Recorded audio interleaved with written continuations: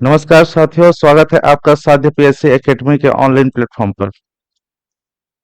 दोस्तों, जैसे आप पीछे में देख रहे हैं किशोर न्याय अधिनियम, आज हम स्टार्ट करने वाले हैं आपका इस जो सिलेबस होने वाला है, अधीक्षक की जो सिलेबस होने वाली है उसका सबसे हॉट टॉपिक किशोर न्याय अधिनियम। ये जो अधिनियम है दोस्तों, ये बहुत ही ज्यादा इम्पोर्टेंट है। सभी एग्जाम, यदि आप अधीक्षक की अभी जो महिला पर्यवेक्षक का अधीक्षक का पोस्ट आया है वो दे रहे हैं, तब भी ये इतने ही इम्पोर्टेंट है। और यदि आप ऐसे ही इस एग्जाम को नहीं दे रहे हैं, फिर भी आपको यह अधिनियम जानना बहुत जरूरी है। ठीक है, एक किशोरों से संबंधित ऐसा अधिनियम है जिसे हम सबको, पूरे भारत को और भारत के सभी नागरिकों को जानना चाहिए। तो मैं आज आपके सामने लेकर आया हूं किशोर न्याय अधिनियम 2015। ठीक है, बहुत ही शानदार क्लास होने वाला है। और जल्दी से, अगर आप YouTube में देख रहे हैं तो वीडियो को लाइक कर दीजिए और चैनल को सब्सक्राइब कर लीजिए। यदि आप भारत के किसी भी कोने से हैं और आप विधि या किसी भी एग्जाम जिसमें यह अधिनियम है, जैसे यूपीएससी हो गया और बाकी पीएससी एग्जाम, उसके अलावा जो भी एग्जामिनेशंस होते हैं जिसमें किशोर न्याय अधिनियम पूछा जाता है, उन सब के लिए यह बहुत इंपॉर्टेंट क्लास होने वाला है। ठीक है, हम इस अधिनियम को शुरू से, मतलब जहां से अधिनियम प्रारंभ होता है वहां से देखेंगे। इसकी पृष्ठभूमि क्या रही, कैसे यह भारत में इंट्रोड्यूस हुआ, क्यों इसकी जरूरत पड़ी, पूरा हम इसका क्या देखेंगे, आज पूरा एनालाइज करेंगे। ठीक है, ये जो क्लास होने वाला है दोस्तों, एक तरह से आप सोच सकते हैं कि ये क्लासेस क्लास स्टडी की तरह होगी, बहुत डिटेल में पढ़ेंगे। इस क्लास का अभी हम आज का ये पहला पार्ट है। इसके बाद में हम दो पार्ट और इसका हो सके तो कवर करेंगे, या अगले नेक्स्ट पार्ट में इस क्लास को कवर करने की कोशिश करेंगे। तो आ जाइए, जुड़ जाइए हमसे और बहुत अच्छे से पढ़िए किशोर न्याय अधिनियम 2015। ठीक, अब देखते हैं कि किशोर न्याय अधिनियम 2015 की पृष्ठभूमि क्या है, कैसे ये भारत में आया, हमारा क्या अप्रोच होगा, हम इस सब्जेक्ट को अभी किस वे में पढ़ेंगे। तो हम अभी ये सब्जेक्ट पूरा डिटेल में, पहले तो इसकी ऐतिहासिक पृष्ठभूमि, उसके बाद में इसका परिचय, उसके बाद में भारत में इंट्रोडक्शन, पूरे विश्व में कब कैसे आया, फिर उसके बाद में भारत में इसका अभी तक डेवलपमेंट क्या रहा, सबको एक एक करके लगातार इसका क्या करेंगे, पोस्टमार्टम करेंगे। इस अध्याय का दोस्तों मैं आपको एक बात और बता दूं, इस अध्याय में आपको धारा याद करने की बहुत ज्यादा जरूरत नहीं है। जिस धारा को आपको याद करना रहेगा वो मैं आपको बता दूंगा कि ये धारा इंपॉर्टेंट होने वाला है। इसके अलावा हर एक बिंदु इस धारा की, इस अधिनियम की इंपॉर्टेंट है। हर एक बिंदु इस अधिनियम का बहुत ही ज्यादा महत्वपूर्ण है। तो एक एक डिटेल को, और इसमें जो हमारे अभी इंडिया में न्यायपालिका और सरकार के द्वारा जो भी इसमें अभी सुधार किया गया है उसको भी देखेंगे। साथ ही साथ ये भी देखेंगे कि अभी तक हमारे इंडिया में कौन कौन से अधिनियम इसके पहले आए हुए हैं, जो इस अधिनियम से क्या है, रिलेटेड है। ठीक है, ठीक है, ये सब हमारा ऐसे अप्रोच होने वाला है। तो आइए पहला देखते हैं, किशोर न्याय अधिनियम 2015 सामान्य परिचय एवं ऐतिहासिक पृष्ठभूमि। ठीक है, तो देखते हैं।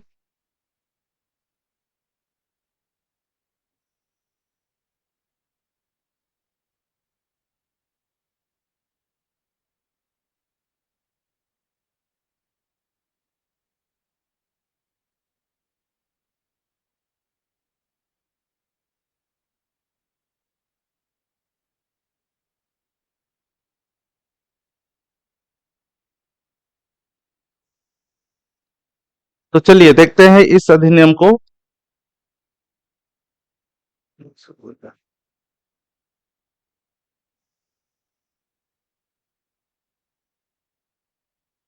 आइए अब यहां से अपन स्टार्ट करते हैं। तो यह अधिनियम है दोस्तों, संसद द्वारा 22 दिसंबर 2015 को यह पारित किया गया था, और यह जो है लागू हुआ था 31 दिसंबर 2015। ठीक है, और कब लागू हुआ, 31 दिसंबर 2015 को। प्रमुख इसका उद्देश्य है अधिनियम में बच्चों के अधिकार रक्षा, ठीक है, अपराध करने वाले और किशोरों के बारे में इसमें जानकारी दी गई है। ठीक है, तो आगे एक एक धारा को एक एक करके बहुत अच्छे से अपन देखने वाले हैं। और यह वीडियो होगा दोस्तों बहुत डिटेल होने वाला है। ठीक है, पूरी तरह से हम इसका क्या करने वाले हैं, पोस्टमार्टम करने वाले हैं। तो आइए बढ़ते हैं आगे। देखिए, किशोर न्याय बालकों की देख रेख और संरक्षण अधिनियम 2015, यह 2015 की अधिनियम है। अधिनियम संख्या 2 सन 2016 का है। ठीक है, इसके अलावा संसद द्वारा पारित, यह संसद द्वारा कब पारित हुआ था, संसद द्वारा पारित हुआ था 22 दिसंबर को, है ना। और लागू कब हुआ, यह 31 दिसंबर को लागू हो गया पूरे भारत में। आगे बढ़े, अधिनियम का सामान्य परिचय है।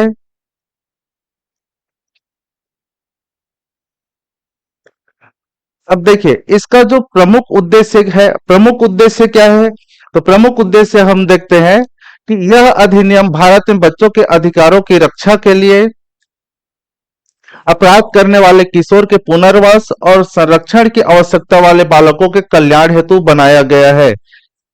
किनके लिए बनाया गया है, तो ऐसे बालक जो अपराध करने वाले हैं, ठीक है, जिन्होंने अपराध कर चुका है उनका भी संरक्षण आवश्यक है। क्योंकि हमारे देश का जो दर्शन है, सबसे पहले कोई भी अधिनियम पढ़ने से पहले दोस्तों हमें दर्शन जानना बहुत आवश्यक है कि हमारा जो दार्शनिक अधिनियम की जो दार्शनिक पृष्ठभूमि है वो क्या है।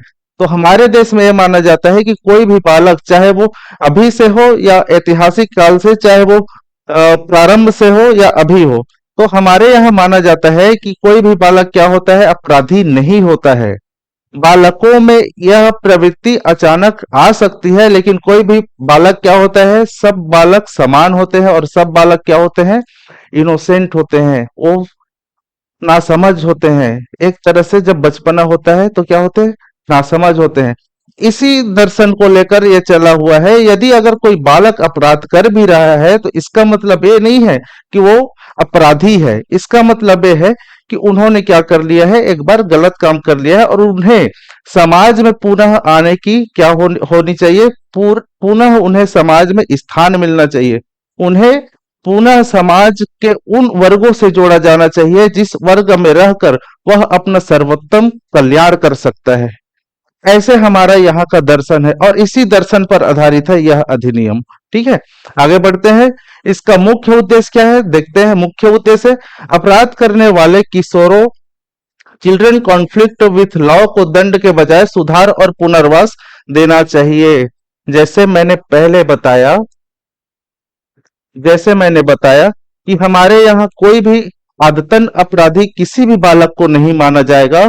उन्हें माना जाएगा कि उन्होंने एक बार अगर अपराध किया है तो एक गलती हो गई और उन्हें समाज में फिर आने का क्या मिले, दोबारा मौका मिले। ठीक है, तो ये हो गया। Children in conflict with law को दंड के बजाय सुधार और क्या, पुनर्वास का क्या होना चाहिए, मौका देना चाहिए। अनाथ, परित्यक्त, शोषित या असहाय बच्चों की सुरक्षा और देखरेख सुनिश्चित करना। बाल अधिकार की रक्षा हेतु संस्थागत तंत्र तैयार करना। ठीक है, इस अधिनियम के प्रमुख उद्देश्यों में ये चीज दिया गया है कि यदि यहाँ कोई बालक अगर कुछ अपराध भी करता है तो उन्हें सुधार का मौका मिले और सुधार के मौका के लिए सरकार उनके लिए ऐसा तंत्र गठित करे जहां पर उन्हें एक बेहतरीन वातावरण में, एक बहुत अच्छे वातावरण में उन्हें पुनः समाज के साथ में जुड़ने का क्या मिले, मौका मिले। तो ऐसा तंत्र सरकार को गठित करना इस अधिनियम के तहत दिशा निर्देश है। ठीक है, इसके अलावा बाल अधिकारों की रक्षा हेतु संस्थागत तंत्र, संविधान और अंतर्राष्ट्रीय दायित्वों के अनुरूप बाल कल्याण व्यवस्था को सशक्त बनाना, दत्तक ग्रहण प्रणाली को पारदर्शी और वैधानिक बनाना। हमारे यहाँ शुरू से ही चली आ रही है दत्तक ग्रहण की प्रक्रिया। ठीक है, 1857 से लेकर आज तक, और 1857 की क्रांति अगर याद होगा आपको तो सबसे बड़ा रोल था दत्तक ग्रहण का, जिसमें अंग्रेज लोग क्या, दत्तक ग्रहण अगर वह किसी दूसरे का पुत्र है तो उसे राजा मानने से इनकार कर देते हैं। वही अधिनियम क्या है, आगे चलकर चलते गई और धीरे से इसमें क्या है, बहुत ज्यादा बदलाव हुआ। जब हम अगली टॉपिक में पढ़ेंगे, अगला हमारा टॉपिक होगा दत्तक ग्रहण अधिनियम। तो उसमें इसके बारे में डिटेल में पढ़ेंगे कि कैसे यहाँ दत्तक ग्रहण की प्रक्रियाएं हैं, क्या है। लेकिन जितना जरूरी है उतना हम इस अध्याय में भी पढ़ेंगे। आगे बढ़े।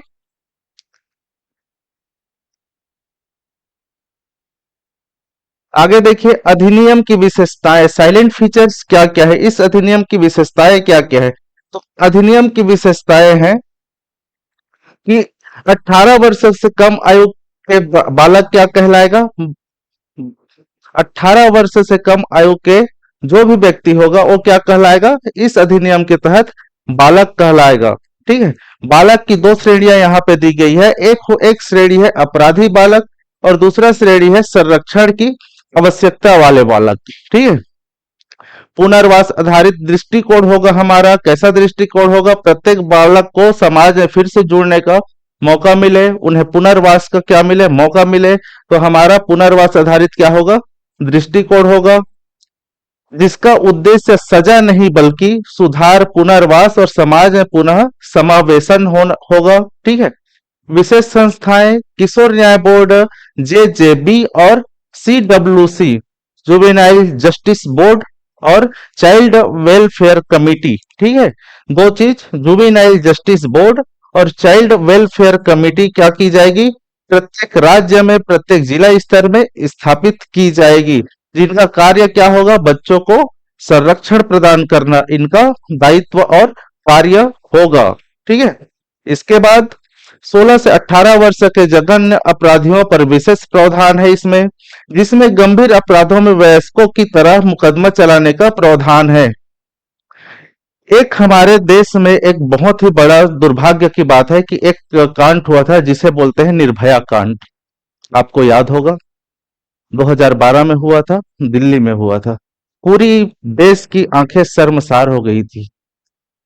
इस जो जघन्य अपराध था, इस अपराध में कुछ किशोर, कुछ बालक भी शामिल थे, जिनका उम्र 18 से कम था और 18 के आसपास, अर्थात 16 से 18 के बीच में था। तो हमारे माइंड में जो इससे पहले अधिनियम था, ठीक है, 2002 का अधिनियम था, उस अधिनियम में ये देखा गया कि क्या इतना जघन्य अपराध करने वाले बालकों को क्या एडल्ट मतलब अ, किशोर की तरह ट्रीट किया जाए, युवा की तरह ट्रीट किया जाए, या उन्हें बालक की तरह ट्रीट किया जाए। तो 2012 में जो ये अपराध हुआ, ठीक है, इसके बाद भारत में एक बहुत बड़े हिस्से में, बहुत बड़े देश में एक बात उठी कि अगर कोई व्यक्ति इस प्रकार का जघन्य अपराध करता है, उस अपराध को हम किस श्रेणी में रखें, कैसे उसको ट्रीट करें। तो इसके लिए भी 2015 में यह संशोधन किया गया और उन्हें, यदि बालक का जो अपराध है वो उस प्रकार का जघन्य अपराध है, तो उन्हें क्या किया जाएगा, उन्हें उसी श्रेणी में ट्रीट किया जाएगा। इसीलिए 2015 में इसका फिर से संशोधन किया गया और 2015 में यह अधिनियम फिर से हमारे साथ में आया। ठीक है। तो आगे बढ़ते हैं। एडॉप्शन व्यवस्था, CARA, central adoption resource authority. ठीक है। CARA, इसका आप लोग याद रखिएगा, इसका फुल फॉर्म क्या होता है, सेंट्रल अडॉप्शन रिसोर्स अथॉरिटी को कानूनी दर्जा देना।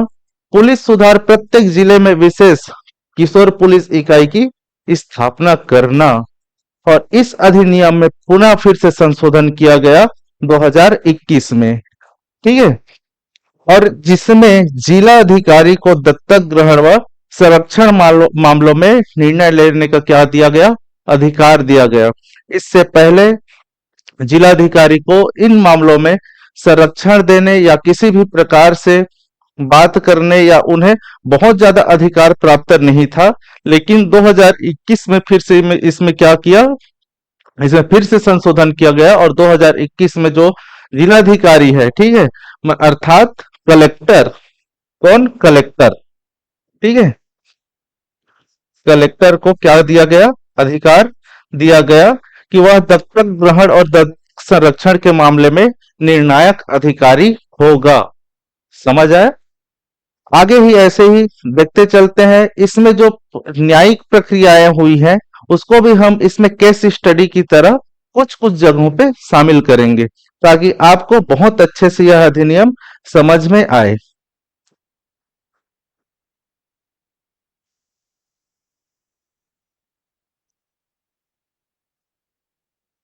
आगे बढ़ते हैं, आगे देखते हैं।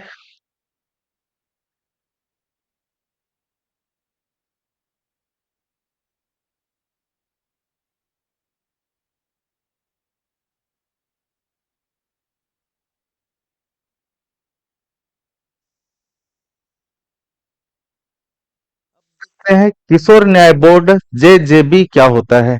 किशोर न्याय बोर्ड अपराध करने वाले किशोरों के मामले की सुनवाई करता है और बाल कल्याण समिति संरक्षण की आवश्यकता वाले बालकों को पुनर्वास व देख रेख का निर्णय देता है। ये क्या करता है? यदि कोई बालक अपराध करता है उसकी क्या करेगी?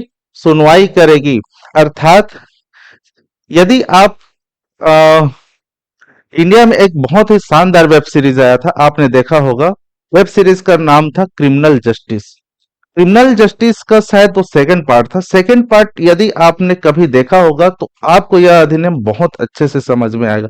आप उस उन चीजों को रिकॉल कर पाएंगे। ठीक है, उसमें का पूरा एक एक सीक्वेंस जो चला था वो इसी जेजेपी, ठीक है, किशोर न्याय बोर्ड, इसमें चला था। ठीक है, इसके आधार पर उसमें हुआ था। तो आप उसको रिकॉल करिए और इसके साथ में यदि आपने देखा है तो उसको रिकॉल करिए, यदि आप नहीं देखे हैं तो मेरे साथ में बने रहिए। मैं आपको पूरा स्टोरी के फॉर्म में इसको समझाने वाला हूं। तो क्या होता है किशोर न्याय बोर्ड? क्या होता है किशोर न्याय बोर्ड? अपराध करने वाले किशोरों के मामले में क्या करती है? सुनवाई करती है। इसके बाद में सीडब्ल्यूसी चाइल्ड वेलफेयर कमेटी, ये क्या होता है?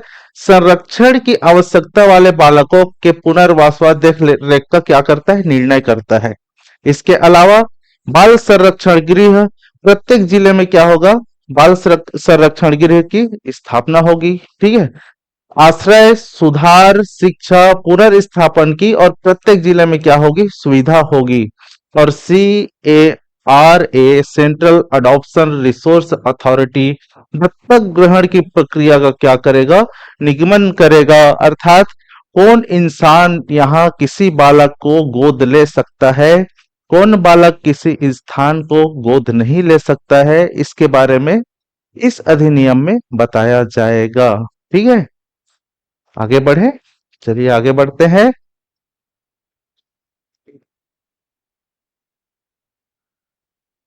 कानूनी प्रकृति, इसकी कानूनी प्रकृति क्या है? कौन सी प्रकार, देखिए हर जो कानून बनता है उसका कुछ न कुछ प्रकृति होती है। ठीक है, तो इस अधिनियम की प्रकृति क्या है? इस कानून की प्रकृति क्या है? इस कानून की प्रकृति है एक, यह एक समाज कल्याण और सुधारात्मक प्रकृति का कानून है। कैसा कानून है? समाज कल्याण और सुधारात्मक प्रकृति का कानून है। अर्थात इसमें बच्चे को सुधरने का भी क्या दिया गया है? मौका दिया गया है। क्या दिया गया है? बच्चे को सुधरने का भी मौका दिया गया है। ठीक है, और समाज में उनकी कल्याण की भावना भी इसमें क्या है? संबंधित है, समर्पित है, कि बच्चे समाज में आके सुधरे। ठीक है, और समाज में क्या हो? उनका कल्याण भी हो। ये दोनों प्रकार की प्रवृत्ति क्या है? इसमें साथ साथ चलती है। यह दंडात्मक न्याय के बजाय कैसा है? यह दंडात्मक न्याय के बजाय सुधारात्मक न्याय प्रणाली को अपनाता है। मतलब इस अधिनियम का उद्देश्य किसी बालक को दंड देना नहीं है, बल्कि उन्हें सुधरने का क्या है? मौका देना है, समाज में फिर से वापस आने का, अपने जीवन को फिर से बहुत अच्छी वे में, बहुत अच्छी तरह से प्रारंभ करने का क्या देता है? मौका देता है। ठीक है, तो क्या है? अधिनियम एक समाज कल्याण और सुधारात्मक, ठीक है, प्रकृति का कानून है, और यह दंडात्मक न्याय के बजाय सुधारात्मक न्याय प्रणाली को अपनाता है। रिहेबिलिटेटिव जस्टिस सिस्टम, ठीक है, इसको बोलते हैं आरजेएस। ठीक है, तो सुधारात्मक न्याय प्रणाली को अपनाने का ये क्या करता है? प्रावधान करता है। आगे बढ़े, इसकी ऐतिहासिक पृष्ठभूमि क्या रही है उसको देखते हैं। तो ऐतिहासिक पृष्ठभूमि की अगर हम बात करें, तो ऐतिहासिक पृष्ठभूमि में ब्रिटिश काल से पूर्व की स्थिति और ब्रिटिश काल से बाद की स्थिति के बारे में हम ध्यान देंगे। तो ब्रिटिश काल से पूर्व की स्थिति अर्थात जब हमारे यह देश ब्रिटिश के संपर्क में नहीं आया था, जब ब्रिटिशियों ने हमें क्या अंग्रेजों ने हमें गुलाम जब नहीं बनाया था, उससे पहले की हमारे देश में क्या स्थिति रही, और आज हमारे देश में ब्रिटिश जो उपनिवेश बनने के बाद में हमारे यहाँ का क्या परिवर्तन हुआ, और आजादी के बाद हमारे यहाँ क्या परिवर्तन हुआ, इसके बारे में हम इसकी ऐतिहासिक पृष्ठभूमि को देखते चलेंगे। ठीक है, चलिए।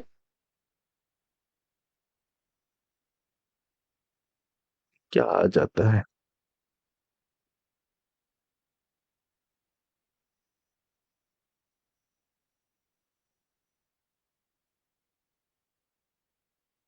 चलिए देखते चलते हैं इसका क्या है। तो ऐतिहासिक पृष्ठभूमि की अगर बात करें, तो ब्रिटिश काल से पूर्व की स्थिति, तो ब्रिटिश काल से पूर्व की स्थिति में मनु स्मृति और अर्थशास्त्र में उल्लेख है कि अल्प वयस्क व्यक्ति पर दंड के बजाय शिक्षा व अनुशासन का क्या होना चाहिए, प्रावधान होना चाहिए। यदि कोई व्यक्ति अपराध कर भी रहा है, यदि वह शिक्षित नहीं है और उससे गलती से अपराध हो जाता है, तो उन्हें दंड ना दिया जाए।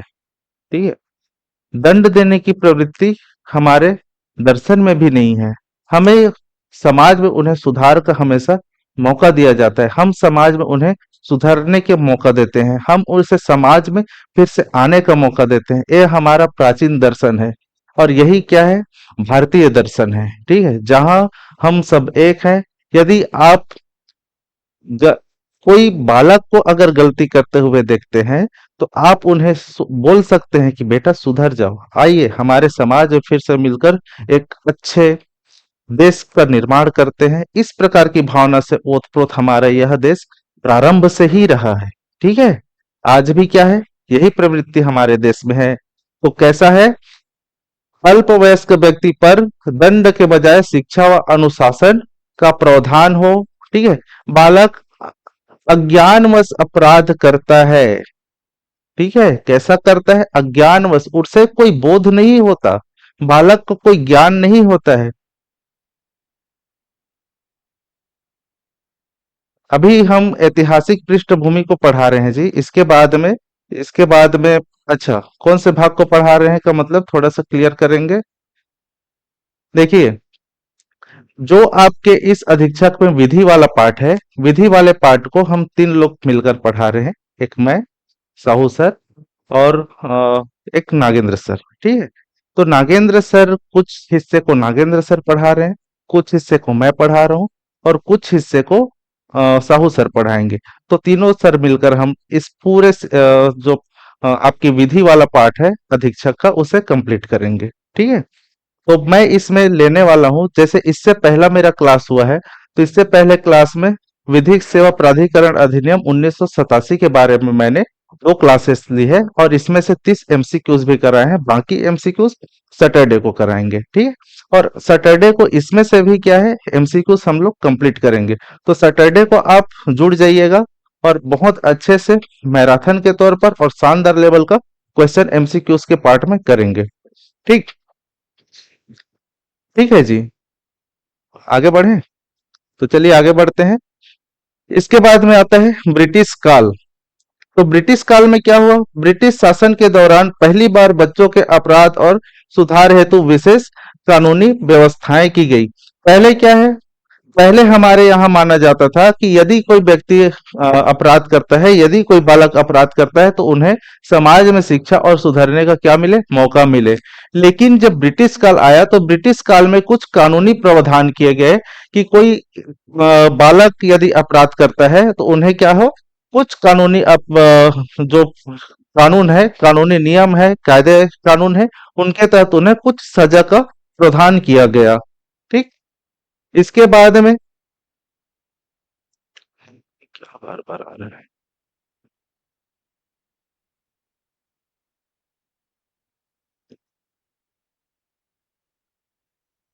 इसके बाद में देखिए ब्रिटिश काल में कौन कौन से अधिनियम आए, उसके बारे में हम बातें करते हैं। तो ब्रिटिश काल में आया पहला अधिनियम जो आया, इसके लिए पहला कानून बना, वो बना था कब?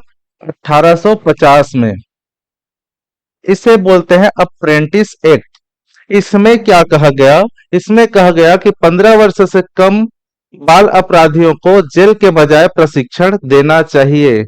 उन्हें क्या देना चाहिए? फिर से प्रशिक्षण देना चाहिए, ताकि वो जो भी अपराध किया है उस अपराध को अपने जीवन में दोबारा ना करे। उसके बाद में 1860 में आया IPC, Indian penal code. Indian penal code के धारा नंबर 82 और 83 में बाल अपराध के लिए दायित्व की सीमा निर्धारित की गई कि कौन से सीमा तक अगर कोई बालक अपराध करता है तो उसे अपराधी नहीं माना जाएगा। ठीक है, कौन सी धारा में? धारा 82 और 83 में। आज आईपीसी क्या है? समाप्त कर दिया गया है। और यहाँ क्या बना है? भारतीय न्याय कानून, बीएनसी है ना अभी। ठीक है, उसके बाद में 1876 में रिफॉर्मेटरी स्कूल एक्ट। ठीक है, मतलब सुधारात्मक स्कूल एक्ट आया, जिसे सुधार गृहों की स्थापना का क्या हुआ? प्रावधान हुआ। मतलब ऐसे बालक जो अपराध करते हैं उन्हें जेल की बजाय कहाँ भेजा जाए? उन्हें सुधार गृह में भेजा जाए। तो कौन से? 1876 में यह एक्ट आया, रिफॉर्मेटरी स्कूल एक्ट। ठीक है, उसके बाद 1919-20 में Indian jail committee report. Indian jail committee ने एक रिपोर्ट दी, जिस रिपोर्ट में कहा गया कि पहली बार किशोर अपराधी को अलग रखने की सिफारिश दी गई। अब होता क्या है कि अगर कोई व्यक्ति को, किसी बालक को, जो उस समय इसका जो एज क्राइटेरिया था वो 15 वर्ष था। ठीक है, 15 वर्ष से कम बालक को क्या होता था? किसी जेल में अगर डाल दिया जाता था तो वहां क्या होता था? वहां और खूंखार अपराधी लोग रहते थे, जो और जघन्य अपराध करके आए हुए रहते थे, जैसे कि मर्डर और मतलब बहुत घिनौना किस्म का कृत्य करने के बाद में वहां पहुंचते थे। तो जब एक किशोर बालक वहां पहुंचते थे, जेल में पहुंचते थे, ठीक है, छोटे बालक जब जेल में पहुंचते थे, तो इनके साथ में और वो लोग क्या करते थे? दुराचार करते थे। आपको मैंने एक वेब सीरीज का नाम बताया है, क्रिमिनल जस्टिस। कभी अगर मौका मिले तो जरूर देखिएगा, बहुत अच्छा है। ठीक है, इसके बारे में आपको इस उसमें देखने को मौका मिलेगा। खैर, चलिए। तो होता क्या था कि जब वो जेल में जाते थे तो जेल में भी उनका शारीरिक और मानसिक दोनों प्रकार से शोषण होता था बच्चों का। तो 1919-20 में पहली बार एक जेल कमेटी ने एक रिपोर्ट दी कि बच्चे को जेल में रखने के बजाय कहाँ रखना चाहिए? इन्हें एक अलग सुधार गृह में रखना चाहिए। ठीक है, आज हम इसकी जो पृष्ठभूमि की बात कर रहे हैं, यही पृष्ठभूमि को आपको हमेशा याद करके रखना है जब आप एक पे पढ़ेंगे। ठीक है, आगे हम धारा को भले से बहुत स्पीड में पढ़ेंगे, लेकिन ये जो मैं अभी आपको समझा रहा हूँ, यही इसका क्या है? बेस है। यदि इतनी बात आपको याद है, आज की क्लास याद रहेगा, तो डेफिनेटली आपसे इसमें से जो भी आने वाले क्वेश्चंस हैं वो बनेंगे। ठीक है, चलिए। 1920 में फिर क्या होता है? चिल्ड्रन एक्ट बॉम्बे प्रेसिडेंसी में पास होता है। बच्चों के पुनर्वास हेतु कानून, यह पहला राज्य स्तरीय अधिनियम था। तो पहला राज्य स्तरीय अधिनियम इसमें बनता है 1920 में। ओके, 1920 में क्या बनता है? पहला राज्य स्तरीय अधिनियम बनता है। फिर इसके बाद देखते हैं, स्वतंत्रता के बाद भारतीय संविधान में बच्चों के अधिकारों की रक्षा के लिए विशेष प्रावधान किए गए। तो कौन कौन से विशेष प्रावधान थे इसमें? अनुच्छेद 15(3) में, जो भारत का क्या है? मूल अधिकार, मूल अधिकार में, मूल अधिकार में अनुच्छेद 15(3) में महिला व बच्चों के लिए क्या किया गया है?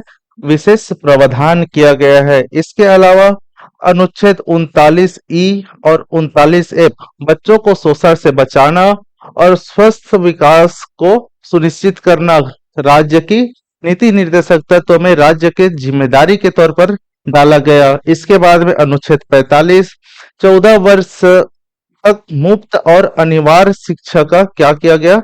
प्रावधान करने का राज्य को आदेश दिया गया। और अनुच्छेद 47 में क्या है, बच्चों के पोषण और स्वास्थ्य की रक्षा का क्या किया गया, प्रावधान किया गया। ठीक है। इसी इसी से यही जो है वो अनुच्छेद 45 14 वर्ष तक मुफ्त और अनिवार्य शिक्षा को फिर किस में शामिल किया गया, फिर इसे मूल अधिकार में शामिल किया गया। ठीक है। मूल अधिकार में इसे मूल अधिकार ही बना दिया गया। ओके, चलिए आगे बढ़ते हैं।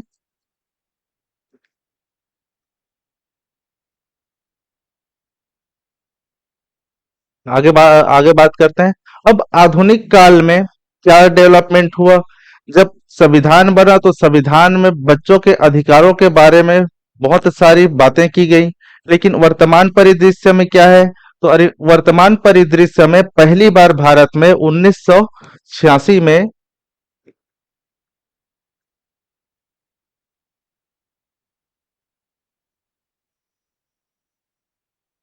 कब, पहली बार 1986 में, 1986 में जुवेनाइल जस्टिस एक्ट 1986 पारित किया गया, जिसमें पूरे भारत के लिए समान कानून, पहली बार जुवेनाइल की कानूनी परिभाषा अर्थात किशोर।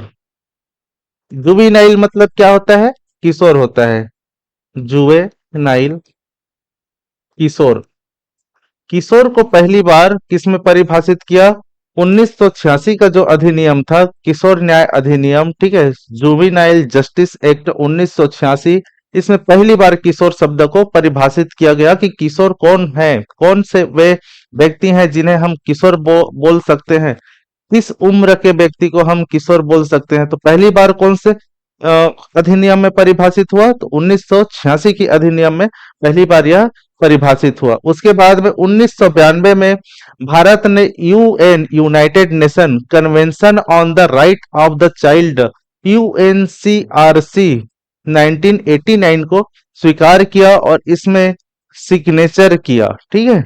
इस अधिनियम में जो UN convention on the right of the child, UNCRC, ठीक है, 1989 है, इसमें पहली बार 1989 में क्या किया, भारत ने सिग्नेचर किया और चाइल्ड ए राइट के लिए कार्य करने का क्या किया, अपना घोषणा किया कि हम भी क्या करेंगे, चाइल्ड एक्ट के लिए भारत में और मजबूत कानून बनाएंगे। ठीक।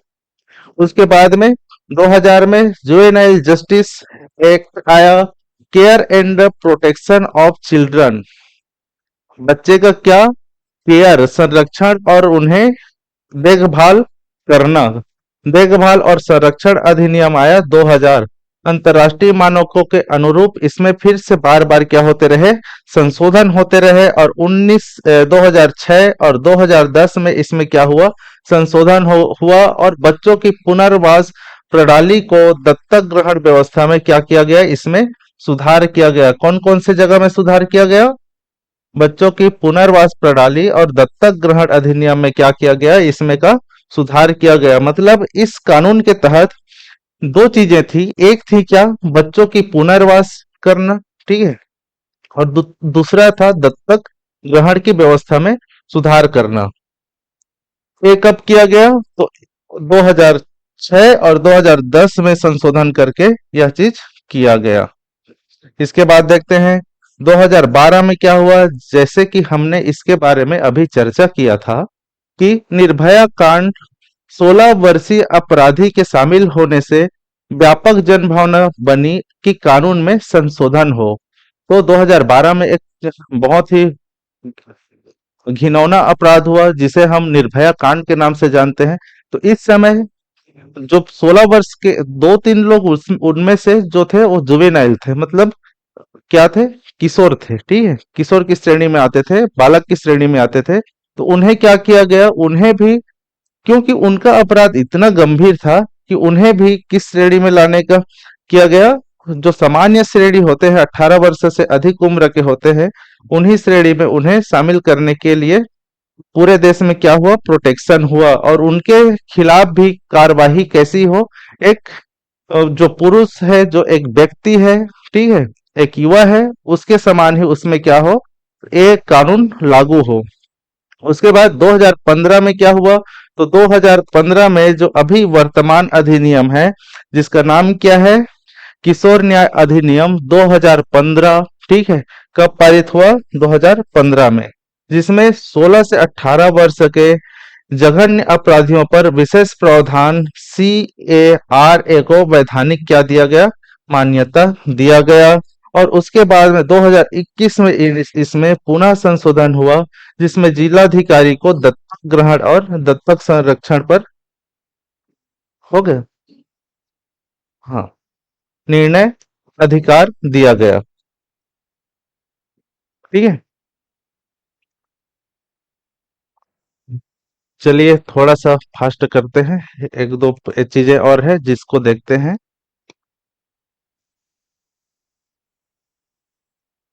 ठीक है, इसके बाद में इंटरनेशनल तौर पर भी इसमें बहुत सारी बातें हुई।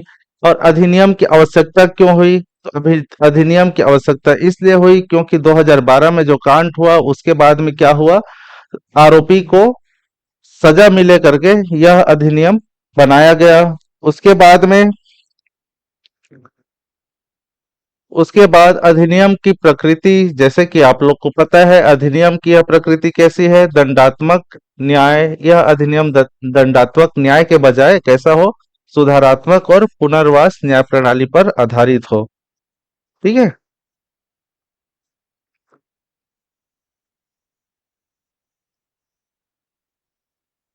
तो ये हो गया इस पूरे अधिनियम की पृष्ठभूमि। आज के क्लास में इतना ही। कल से हम इसके पूरी धाराओं को एक एक करके क्रम अनुसार धारा 1 से लेकर के पूरा धारा 110 तक पूरे 10 अध्याय को कल हम कवर करने का प्रयास करेंगे। ठीक है, यदि कल एक क्लास में यह नहीं होता है तो ये इसे अगली क्लास में, अगले 2 क्लास में हम इस अधिनियम को कंप्लीट करेंगे। कल से धारा 1 से हम पूरा क्या करेंगे, इसकी पढ़ाई करेंगे। जैसे आपको मैंने आज बताया कि इसकी पृष्ठभूमि क्या है, कब स्टार्ट हुआ, कहाँ से स्टार्ट हुआ, कैसे स्टार्ट हुआ, इसका दर्शन क्या है, ठीक है, इसका महत्व क्या है, इन सब चीजों के बारे में आज हमने चर्चा की।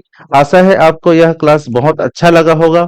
और यदि आप बहुत अच्छे से तैयारी करना चाहते हैं, अपनी तैयारी को और ऊंचाई देना चाहते हैं, तो जुड़िए हमसे। ठीक है, और यदि आप यह वीडियो YouTube में देख रहे हैं तो इस वीडियो को लाइक कीजिए, शेयर कीजिए, ताकि आपके जो आसपास में जितने भी बच्चे हैं, जितने भी पेरेंट्स हैं, उन्हें उनके बच्चों के अधिकार के बारे में पता चले। ठीक है, क्योंकि हम देखते हैं कि हमें जानकारी के अभाव में हमारे आसपास बच्चों के प्रति बहुत ज्यादा क्या होता है, शोषण होता है, लेकिन हमें पता ही नहीं होता।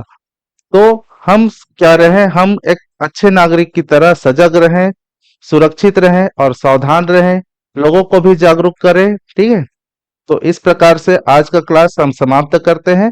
कल से हम इसका धारा 1 से लेकर के धारा 110 तक, अध्याय 1 से लेकर के अध्याय 10 तक बहुत विस्तृत वे में चर्चा करेंगे।